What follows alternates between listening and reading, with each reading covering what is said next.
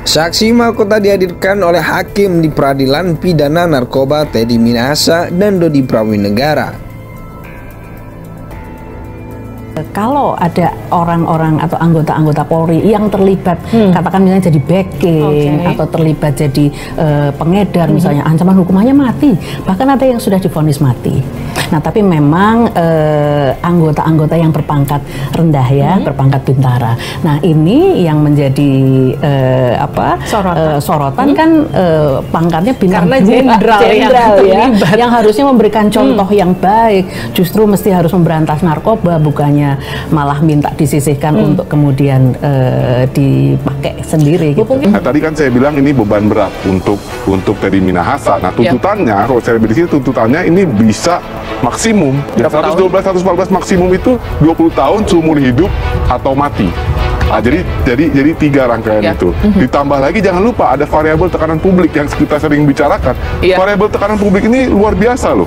Luar biasa besar. Ya? Sudah terbukti. Jadi cenderung bisa menuju ke arah maksimum menurut saya. Seorang Kapolda itu memimpin untuk melakukan tindak pidana narkoba, mungkin dengan perintah atau sejenisnya begitu. Atau dia ada diklaim oleh bawahannya bahwa dia adalah seolah-olah dia diperintahkan oleh atasannya begitu.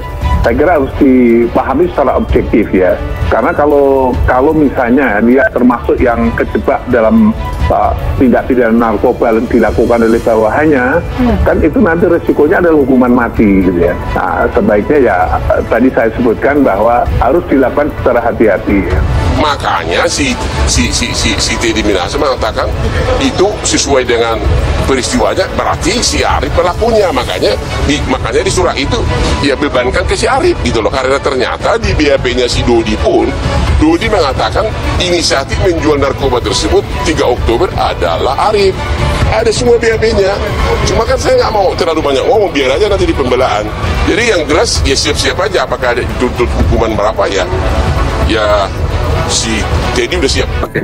Tanggal 27 minggu depan akan ada agenda sidang tuntutan untuk Ibu. Gimana persiapannya, Bu? Saya udah siap hadir untuk mendengar tuntutan dari jaksa penuntut umum. Saya mengakui kesalahan saya dan saya siap menerima dan mendengar tuntutannya. Baik. Ada lagi yang mau disampaikan, Bu? Kejujuran saya dari awal sampai sekarang bernilai di hati masyarakat dan kepada majelis hakim yang mulia. Terima kasih Pak Dwi. Semangat ya Bu ya. Semangat akhir.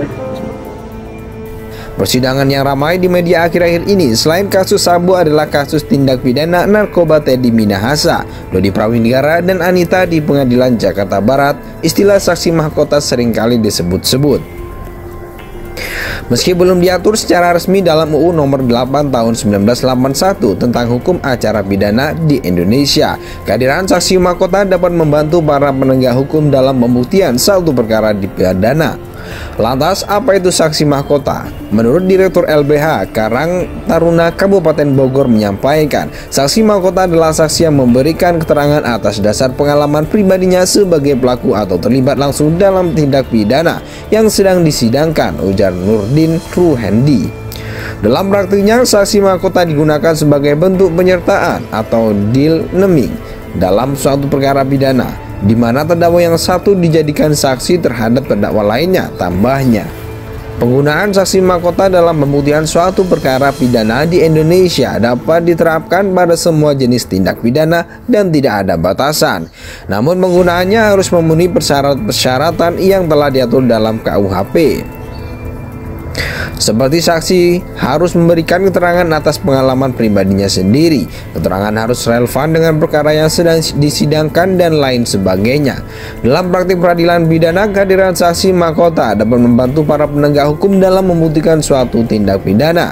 Hal ini dikarenakan adanya keterbatasan alat bukti yang tersedia dalam pembuktian perkara pidana, sehingga saksi mahkota dapat memberikan keterangan yang menjadi bagian penting dalam membangun kesaksian untuk mengungkap kebenaran dan suatu perkara. Namun perlu diingat bahwa penggunaan saksi mahkota dalam pembuktian juga dapat menimbulkan berbagai masalah, seperti saksi yang memberikan keterangan palsu atau dipaksa memberikan keterangan,